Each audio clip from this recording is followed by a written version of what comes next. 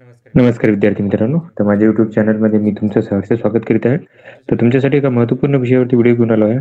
तो म्हणजे एम-पी-एस-सी आयोगानं आत्ताच काय केलेलं आहे, राज्यसेवा 2025 ची जाहिरात प्रसिद्ध केलेली आहे. 385 पदाकरता ही जाहिरात प्रसिद्ध करण्यात आलेली आहे. तर तुम्हाला मी आता याची माहिती देणार आहे, की याचा जो सिलेबस आहे एम-पी-एस-सी आयोगानं जो प्रसिद्ध केलेला आहे तो सिलेबस आपण प्रीचा सिलेबस डिस्कस करणार आहोत. त्यामुळे व्हिडिओ शेवटपर्यंत पहा आणि माझ्या चॅनलवर नवीन असाल तर प्लीज चॅनलला सबस्क्राईब करा. तर हा जो आहे तो नवीन सिलेबस आहे जो की डिस्क्रिप्टिव्ह पॅटर्न पासून लागू होणार आहे. तर 2 पेपर असणार आहेत आता फ्रीमध्ये. पेपर 1, पेपर 2 एक पेपर कंपल्सरी असणार आहे. दुसरा असणार आहे तो क्वालिफाईंग नेचरचा आहे. म्हणजे तुम्हाला 1/3 मार्क घ्यायला लागतात त्याच्यामध्ये. त्यावेळेस मग 1/3 मध्ये 33% मार्क घेतल्यानंतर तुम्ही काय करायचं क्वालिफाय म्हणजे 200 पैकी तुम्हाला 66 मार्क घेतल्यानंतर तुम्ही क्वालिफाय होत असता आहे. तर तुम्हाला मी मराठीमध्ये सिलेबस सांगेल मी याचं काय असणार आहे तो. तर बघा इथं पदवी लेवलचा असतो पेपर 1 आणि दोन्ही ऑब्जेक्टिव्ह लेवल पेपर असतात. लक्षात घ्या की पेपर 1चा फक्त जो हा आहे स्कोर आहे त्याच्यावरती तुम्हाला काय होतं की तुमची मार्क लिस्ट बनते म्हणजे तुमचा हे होते कट ऑफ डिसाईड केला जातो. सेकंड पेपर जो आहे सीसॅटचा ते क्वालिफाईंग नेचरचा फक्त तुम्हाला पास व्हायचं असते. आता बघा 1/4 निगेटिव्ह मार्किंग असणार आहे प्रत्येक प्रश्नाला तुमचे 0.25 मार्क तुमचे डिडक्ट होणार आहेत जर चुकलेला असेल तर. फक्त डिसिजन मेकिंग आणि प्रॉब्लेम सॉल्व्हिंगचे प्रश्न सोडवता बाकीचे. आता सिलेबस बघूया.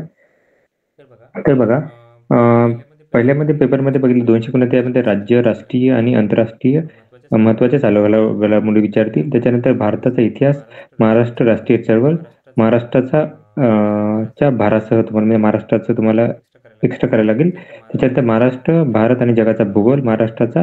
त्याच्यानंतर भारत व जगाचा प्राकृतिक, सामाजिक आणि आर्थिक भूगोल. त्याच्यानंतर चौथा घटक असणार आहे महाराष्ट्र आणि भारत, राज्यशास्त्र, प्रशासन. त्याच्यामध्ये संविधान, राजकीय प्रणाली, पंचायत राज, नगर परिषद, सार्वजनिक धोरण, हक्क विधेयक याचे प्रश्न असतील.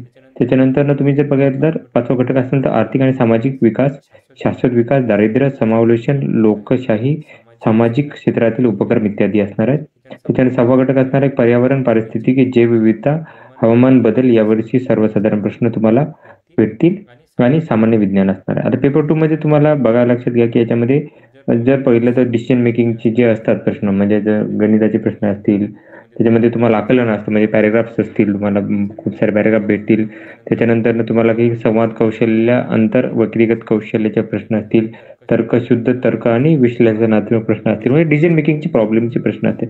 बेसिक म्हणजे तुमची काय करतील की मानसिकता ओळखण्यासाठीचे प्रश्न असतात, तुमची विचारसरणी कशी हे करताय त्याचे प्रश्न असतात. मराठी आणि इंग्लिशचे तुम्हाला काय करायला की आकलन कौशल्य म्हणजे पॅराग्राफ्स वगैरे दिलेले असतात. तर हा शॉर्टमध्ये सिलेबस यांनी दिलेला आहे आयोगानं. डिटेलमध्ये सिलेबस काय करूत आपण की हे करूयात ते एका वेगळ्या व्हिडिओमध्ये. तर अशाच महत्त्वपूर्ण माहितीसाठी माझ्या चॅनलला सबस्क्राईब करा, व्हिडिओ लाईक करा आणि माहिती जास्तीत जास्त विद्यार्थ्यांना शेअर करा. धन्यवाद.